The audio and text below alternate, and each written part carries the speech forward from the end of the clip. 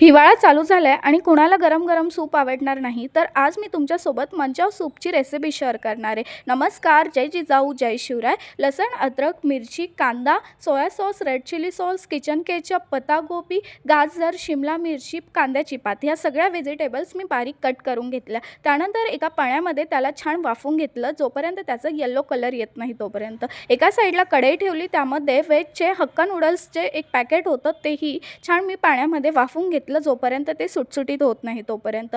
ज्या व्हेजिटेबल्स आपण पाण्यामध्ये टाकल्या होत्या ते पाणी मी एका साईडला काढून ठेवलं आणि बाकीच्या व्हेजिटेबल्स ह्या तुम्ही नंतर कशामध्ये यूज करू शकता. एका साईडला कढईमध्ये तेल ठेवलं, त्यामध्ये लसण अद्रकची पेस्ट आणि त्याबरोबरच बाकीच्या भाज्याही छान परतवून घेतल्या. त्यामध्ये red chilli sauce, soya sauce, kitchen ketchup टाकून घेतला, छान हलवून घेतलं. त्यानंतर आपण जे पाणी काढलं होतं ते त्यामध्ये ॲड केलं. कॉर्नफ्लॉवर हे पाण्यामध्ये डिझॉल्व केलं आणि छान तेही त्यामध्ये ॲड केलं आणि आपलं सूप तयार आहे.